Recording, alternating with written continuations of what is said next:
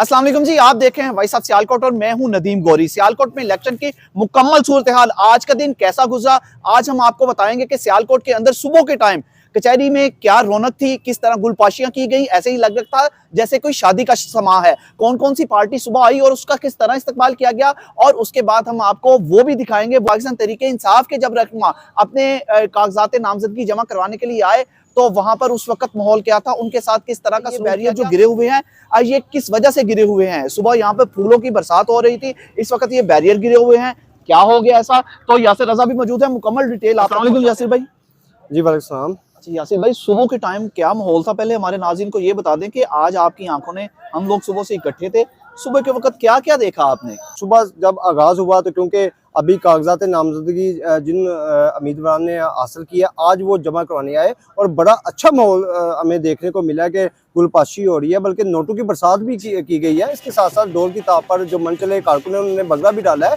हर तरफ जो नारेबाजी भी हो रही थी, बड़ा अच्छा माहौल चल रहा है। पाकिस्तान मुस्लिम लीग नून के बड़े रहनुमा सुबहानी बरादरान जब यहाँ पर कागजात नामजदगी जमा करवाने के लिए आए तो हजारों की तादाद में उनके साथ मजमा था, जो उन पर गुलपाशी कर रहे थे और नोट निछावर किए जा रहे थे। यहाँ पर ढोल की थाप पर बंगड़े डाले जा रहे थे। कचहरी में बड़ा जबरदस्त माहौल था। दूसरी जमातों के लोग भी आए, यहाँ पर जमात इस्लामी के लोग भी हमने देखे, वो भी आए, वो भी सुकून के साथ अपने कागजात नामजदगी जमा करवा कर गए। हत्ता कि टीएलपी तहरीक लब्बैक के लोग भी आए। मैं सजावल ने यहाँ पर अपने कागजात नामजदगी जमा करवाए। इसके साथ ही जब हम लोग रात की अब बात कर लेते हैं, ये जो बैरियर आपको बिखरे पड़े हैं, यासिर भाई अचानक माहौल कैसे तब्दील हो गया।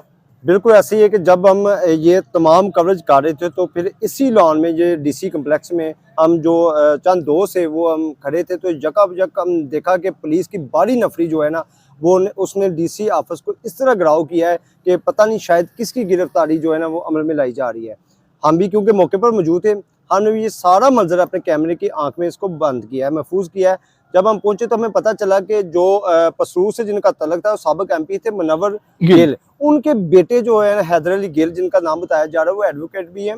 वो अपने कागजात नामजदगी यहाँ पर जो कौमी असम्बली की नशिस्त है 72 और इसके साथ साथ 46 जो है वो ये गालबन जाहद हामद का हल्का बनता है, जिनका बेटा अली जाहद वहां से एमएनए था, कौमी असम्बली का मेंबर था लास्ट टाइम। अब उनके मुकाबले में मुनव्वर गिल के बेटे ने उनकी जगह कागजात नामजदगी जमा करवाने की जसारत कर ली। तो यहाँ पर आए तो यासिर भाई ऐसा ही लगा फिर आज आपको देखकर कि पुलिस के खिलाफ कागजात जमा करवाने के लिए शायद आए थे, जो पुलिस बुरा मना गई। ऐसा माहौल जो है ना वो इलेक्शन का ये मतलब जिस तरह आगाज हुआ है पुरअमन तरीके से, लेकिन ये जो आज इख्तिताम हुआ है ना वो बड़ी अजीब सी जो है स्टोरी सामने लेके आया। कि मैं आपको अंदर का भी थोड़ा सा मंजर बता देता हूँ। जब पुलिस अंदर पहुंची है तो उन्होंने ये 3 थानों की पुलिस थी और 3 ही एसएचओ यहाँ पर मौजूद थे जो इस अकेले बंदे को गिरफ्तार करने के लिए आए थे। बड़ी बड़ी नफरी थी ये 3 एसएचओ जगह डाकू पकड़ने के लिए। ये देखे ना उनका। अच्छा, एक बात इसमें मुझे याद आ गई कि डीपीओ सियालकोट में उस परसों शायद जब उस्मान डार की बात हो रही थी, उन्होंने काउंटर अपना दिया था, वर्जन दिया था कि एक इश्तिहारी को पकड़ने के लिए हम लोग गए थे। क्या मुनव्वर गिल का बेटा यहाँ पर इश्तिहारी था जो आया था और इतनी भारी नफरी उसको पकड़ने के लिए आ गई। हमारी जब बात हुई हैदर अली गिल से तो उनसे हमने ये सवाल किया कि क्या आपके खिलाफ कोई मुकदमा दर्ज है, तो उनका ये कहना था कि मेरे खिलाफ कोई मुकदमा दर्ज नहीं। और दूसरा ये है कि मैंने पुलिस जो आई है अंदर, मैंने उनसे ये आर्गू किया है कि मेरे खिलाफ जो मुकदमा है कम से कम मुझे FIR तो फराम की जाए, जबकि पुलिस वालों ने कोई FIR फराम नहीं की। और इसके साथ साथ ये इनका ये कहना था कि हम अपने कागजात नामजदगी जमा करवाने के बाद जा चुके थे, हमें फिर बुलाया गया कि आप अपनी रसीद जो है ना वो साइन रह गए, वो आगे काट आप आगे जरा जलील हो गए। वो एक दूसरे कमरे में गए हैं। वहां पर हमने देखा कि कोई अमला जो जिली इंतजामी या आरओ का कोई अमला था ना, यहाँ पर कोई मौजूद नहीं था, सिर्फ वही लोग बैठे हुए थे। उनके साथ जो वकला बरादरी थी वो भी चंद अफराद वहां पर कमरे में मौजूद थे।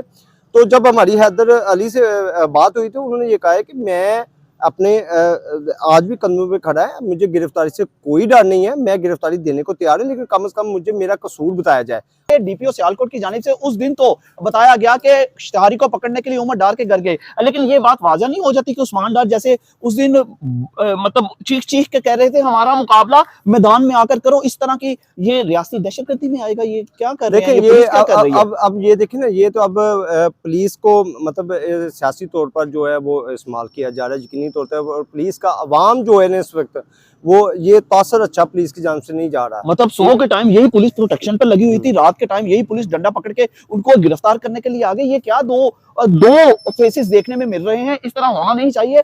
बाकी ये बड़ी ही हमने जब फुटेज देखी तो फुटेज वाजिया तौर पर देखा जा सकता है किस तरह उनके अंदर पुलिस चली गई, कमरे के अंदर जाके उनको गिरफ्तार किया, हद तक के बड़ा जूद कूद करके उसको बाहर निकाला। आगे उन्होंने मजामत भी की उनके सारे वकला बरादरी ने मजामत किया, बल्कि गाड़ी उसकी गाड़ी को नुकसान भी पहुंचाया गया वकला की जानिब से, और पुलिस की गाड़ी के जो फ्रंट शीशा है, विंड स्क्रीन है, उसको भी तोड़ा गया। ये भी आगे गिर रहे थे, ये भी उसी वक्त के गिरे हुए हैं। और ये अफसोस की बात ये है कि अगर आपने उसको गिरफ्तार कर लिया है, अगर उसके खिलाफ कोई मुकदमा नहीं था तो फिर आपने गिरफ्तार क्यों किया? अगर गिरफ्तार किया है तो फिर उसको छोड़ा क्यों गया? क्योंकि इत्तलात आ रही है कि उसको रिलीज कर दिया गया। ये बड़ी अजीब सी कहानी है कि जिसको 10 मिनट पहले या आधा घंटा पहले की बात अगर हम करें तो इस तरह सनसनी यहाँ पर मैदान जंग बना हुआ था, लेकिन फौरी तौर पर उसको रिलीज कर देना, ये समझ से बाहर था कि पुलिस और इंतजामिया क्या मैसेज देना चाह रही है। अच्छा, इसमें तो सिर्फ हमें तो यही नतीजा देखने को मिल रहा है कि हमें तो यही लग रहा है कि पाकिस्तान तहरीक-ए-इंसाफ को पैगाम पहुंचाया जा रहा है कि डार बरादरान जुर्रत ना करें, पाकिस्तान तहरीक-ए-इंसाफ से ताल्लुक रखने वाला कोई भी बंदा जुर्रत ना करे इधर आके अपने कागजात नामजदगी जमा करवाने के लिए। ये तो वन साइडेड मुकाबला हो गया ना। देखिए, हर शहरी को ये हक हासिल है, जिस तरह मुस्लिम लीग नून को या दीगर पार्टियां जो पीपल्स पार्टी है, जमात इस्लामी है, उनका जिस तरह हकूक हासिल है, बुनियादी हकूक में ये शामिल है ना कि वो अपने अवाम में जाएं और अपना वोटों के जरिए मुंतखब के आए। लेकिन यहाँ पर जो देखने में आ रहा है, जो आज जो माहौल बनाया गया, इससे तासर यकीनी तौर पर आप सही कह रहे होंगे कि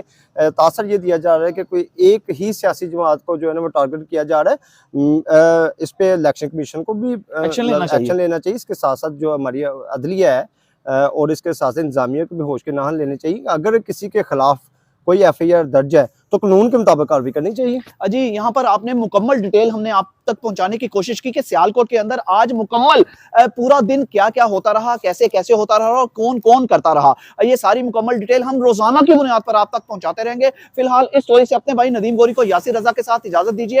अपना बहुत सा ख्याल रखेगा और हमें दुआओं में याद रखेगा। अल्लाह हाफिज। पाकिस्तान जिंदाबाद।